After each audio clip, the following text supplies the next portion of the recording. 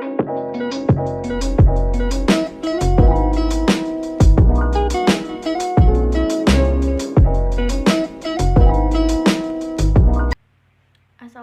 warahmatullahi wabarakatuh. Perkenalkan, nama saya Ilma Zulkarnain, NIM 21304010159, kelas Persya 4B, jurusan Perbankan Syariah, mata kuliah Hukum Perbankan. Tugas, mereview jurnal tentang lembaga penjamin simpanan dan rahasia bank. 1. Lembaga penjamin simpanan atau LPS. Judul, peran lembaga penjamin simpanan atau LPS pada bank gagal sebagai upaya pelindungan hukum terhadap nasabah. Penulis, Nanang Sri Anggreni Kusuma Dewi.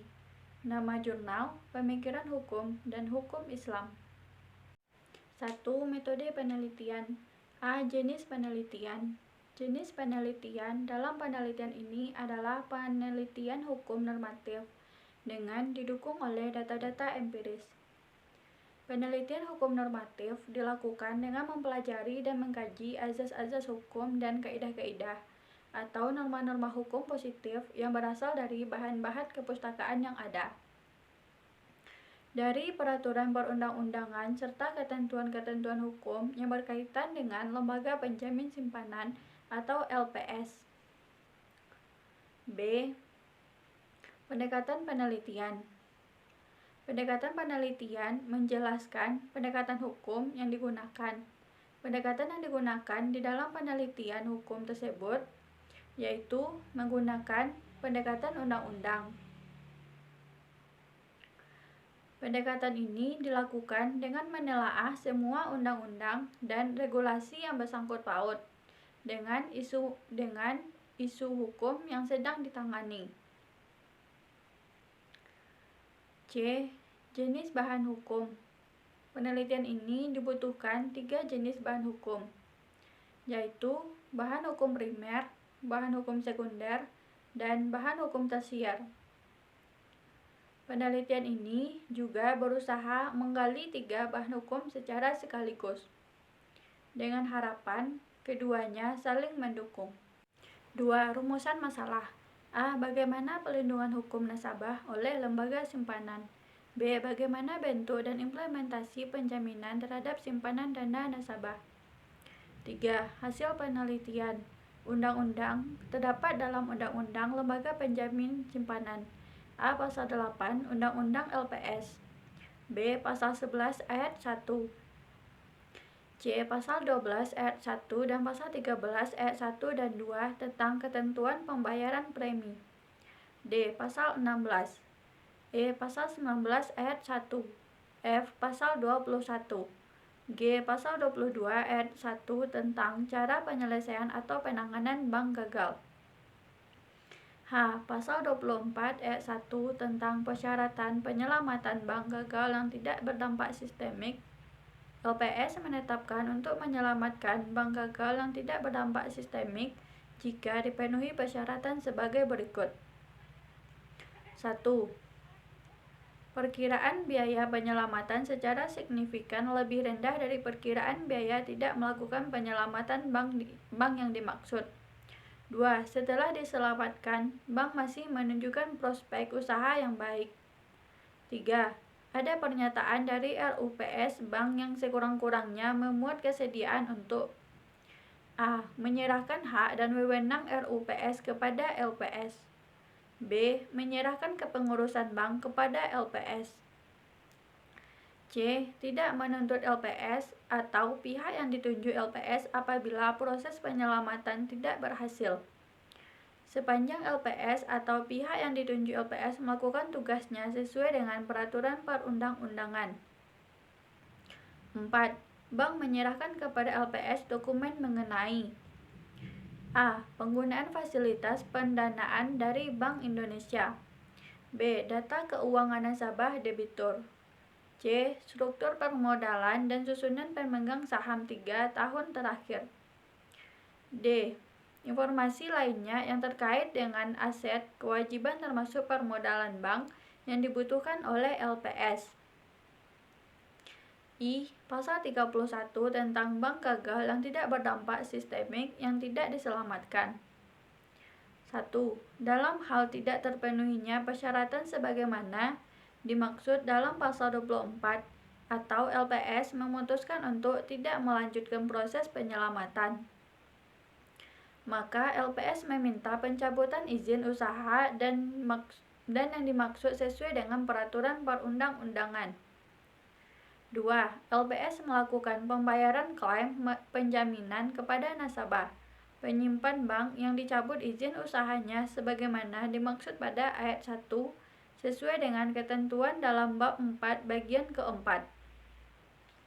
J. Pasal 33 ayat 1 tentang persyaratan penanganan bank gagal yang berdampak sistemik dengan penyetoran modal oleh pemegang saham.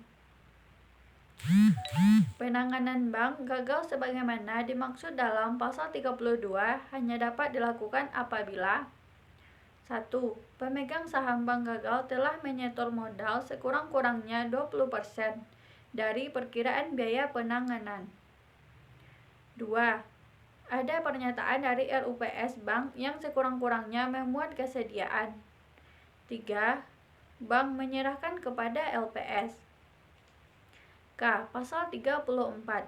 Terhitung sejak LPS menetapkan undang-undang melakukan penanganan bank gagal sebagaimana dimaksud dalam pasal 33, maka berdasarkan undang-undang ini, 1.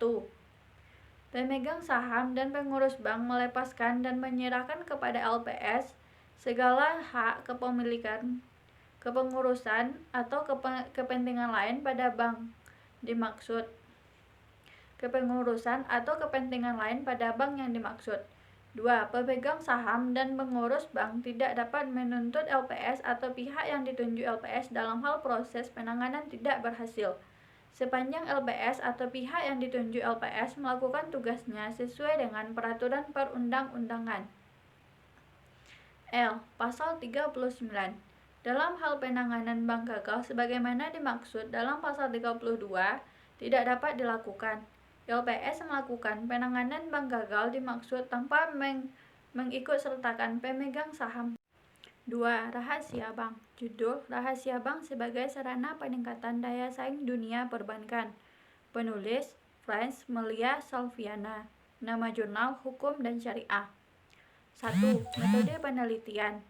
Penelitian ini merupakan penelitian normatif dengan menggunakan pendekatan peraturan perundang-undangan dan pendekatan konsep. Penelitian ini nantinya akan mengkaji bahan hukum yang tertulis, baik berupa bahan hukum primer yang berupa aturan perundang-undangan atau bahan hukum sekunder yang berupa jurnal, buku, dan media lainnya, dari berbagai aspek yang terkait dengan rahasia bank serta penerapannya dalam dunia perbankan untuk menenangkan persaingan.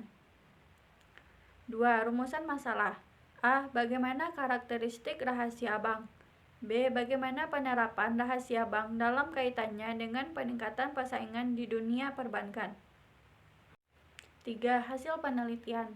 A. Karakteristik rahasia bank. Pasal 1 angka 16 Undang-Undang Nomor 7 Tahun 1992 menyatakan bahwa rahasia dagang adalah segala sesuatu yang berhubungan dengan keuangan dan hal-hal lain dari nasabah bank yang menurut kelaziman dunia perbankan wajib dirahasiakan. Selain itu, ketentuan dalam pasal 40 ayat 1 Undang-Undang Nomor 7 Tahun 1992 yang telah diubah oleh Undang-Undang Nomor 10 Tahun 1998 tentang perbankan. Selanjutnya, disebut dengan Undang-Undang Perbankan, menyatakan bahwa wajib merahasiakan keterangan mengenai nasabah, penyimpan, dan simpanannya, kecuali dalam hal sebagaimana dimaksud dalam pasal 41, pasal 41A, pasal 42, dan pasal 43. Sementara itu, penjelasan atas pasal 40 ayat 1 Undang-Undang Perbankan menguraikan bahwa apabila nasabah bank adalah nasabah penyimpan yang sekaligus juga sebagai nasabah debitur, bank wajib tetap merahasiakan keterangan tentang nasabah dalam kedudukannya sebagai nasabah penyimpan. Keterangan mengenai nasabah selain sebagai nasabah penyimpan bukan merupakan keterangan yang wajib dirahasiakan bank. Berdasarkan pasal yang terkait dengan rahasia bank dalam Undang-Undang Perbankan tersebut di atas, Maka dapat disimpulkan bahwa ruang lingkup rahasia bank terbatas hanya terhadap identitas nasabah penyimpan di samping keadaan simpanan nasabah penyimpan yang bersangkutan. Pasal 47 ayat 2 Undang-Undang Perbankan menyatakan bahwa pihak-pihak yang berkewajiban untuk merahasiakan keadaan keuangan nasabah penyimpanan dan simpanannya yaitu 1. Anggota Dewan Komisaris Bank, 2. Direksi Bank, 3. Pegawai Bank, 4. Pihak terafiliasi lainnya dari bank. Penjelasan pasal 47 ayat 2 menyatakan bahwa yang dimaksud dengan pegawai bank adalah semua pejabat dan karyawan bank, sehingga semua pegawai bank dapat termasuk dalam pernyataan ini. Walaupun pegawai bank tersebut tidak memiliki akses sama sekali terhadap atau tidak mempunyai hubungan sama sekaligus dengan nasabah penyimpan dan simpanannya. Sedangkan untuk mantan pegawai bank tidak ada pengaturannya di dalam Undang-Undang Perbankan. Pihak terafiliasi yang dimaksud dalam Undang-Undang Perbankan dijelaskan dalam pasal 1 angka 22 Undang-Undang Perbankan, yaitu 1. Anggota Dewan Komisaris, pengawas, direksi atau kuasanya, pejabat atau karyawan bank. 2. Anggota pengurus, pengawas, pengelola atau kuasanya, pejabat atau karyawan bank khusus bagi bank yang berbentuk badan hukum koperasi, sesuai dengan peraturan perundang-undangan yang berlaku. 3. Pihak yang memberikan jasanya kepada bank, antara lain akuntan publik, penilai, konsultan hukum, dan konsultan lainnya. 4. Pihak yang menurut penilaian Bank Indonesia turut serta mempengaruhi pengelolaan bank, antara lain pemegang saham dan keluarganya, keluarga komisaris, keluarga pengawas, keluarga direksi, dan keluarga pengurus. B. Penerapan rahasia bank dalam kaitannya dengan peningkatan persaingan di dunia perbankan. Undang-Undang Perbankan menyatakan bahwa yang dimaksud dengan bank adalah badan usaha yang menghimpun dana dari masyarakat dalam bentuk simpanan dan menyalurkan dana tersebut kembali dalam bentuk kredit atau bentuk-bentuk lainnya dalam rangka meningkatkan taraf hidup rakyat banyak. Pada pengertian tersebut terkandung makna bahwa jumlah dana yang berhasil dihimpun dan disalurkan oleh perbankan kepada masyarakat mempengaruhi tingkat kesejahteraan masyarakat semakin baik. Sebaliknya, semakin sedikit dana yang dihimpun dan disalurkan oleh perbankan berarti tingkat kesejahteraan masyarakat kurang baik. Persaingan antar bank saat ini semakin ketat. Hal ini ditandai dengan munculnya banyak bank dengan banyaknya fasilitas dan jasa diberikan oleh bank.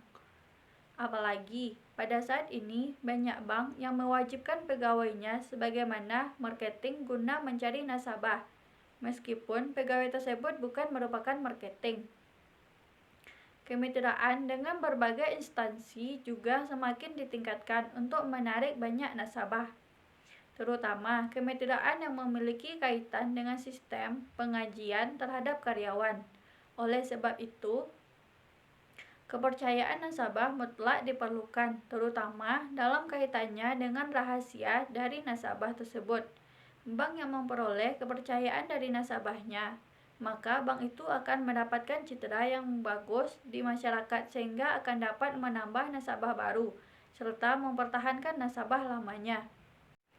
Baiklah, sekian review jurnal tentang Lembaga Penjamin Simpanan dan Rahasia Bank. Sekian, terima kasih. Assalamualaikum warahmatullahi wabarakatuh.